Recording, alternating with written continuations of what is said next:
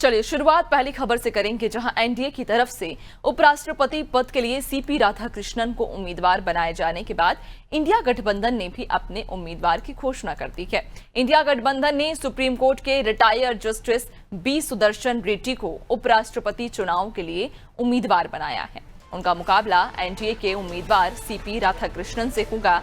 आपको बताते चलें कि रेड्डी गुवाहाटी हाईकोर्ट के चीफ जस्टिस और गोवा के पहले लोकायुक्त रह चुके हैं। वे आंध्र प्रदेश के रहने वाले हैं। 2007 में सुप्रीम कोर्ट का जज नियुक्त किया गया था। खास बात यह है कि दोनों उम्मीदवार दक्षिण से हैं। रिटायर्ड जस्टिस रेड्डी आंध्र प्रदेश से, जबकि सीपी राधाकृष्णन तमिलनाडु से हैं। दोनों 21 अगस्त को नामांकन दाखिल करेंगे।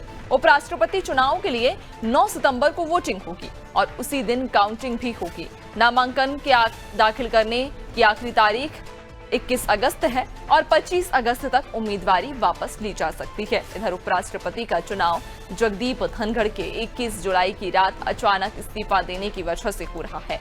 74 साल के धनखड़ का कार्यकाल 10 अगस्त 2027 तक था।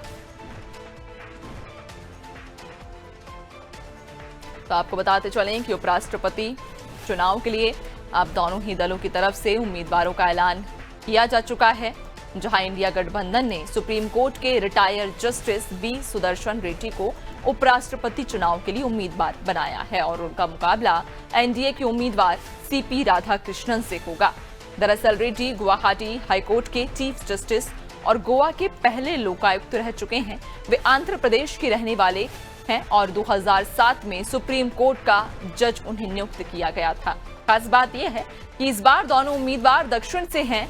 रिटायर्ड जस्टिस रेड्डी आंध्र प्रदेश से, जबकि सीपी राधाकृष्णन तमिलनाडु से हैं। दोनों 21 अगस्त को अपना नामांकन दाखिल करेंगे। उपराष्ट्रपति चुनाव के लिए 9 सितंबर को वोटिंग होगी और उसी दिन काउंटिंग भी होगी। नामांकन दाखिल करने की आखिरी तारीख 21 अगस्त तक है और 25 अगस्त तक उम्मीदवारी वापस ली जा सकती है। उपराष्ट्रपति का चुनाव जगदीप धनखड़ के 21 जुलाई की रात अचानक इस्तीफा देने की वजह से हो रहा है। दरअसल 74 साल के धनखड़ का कार्यकाल 10 अगस्त 2027 तक था, लेकिन अब उनके इस्तीफा देने के बाद उपराष्ट्रपति का चुनाव हो रहा है और दोनों ही दलों की तरफ से अपने अपने प्रत्याशी को उतार दिया गया है, प्रत्याशियों का ऐलान कर दिया गया है।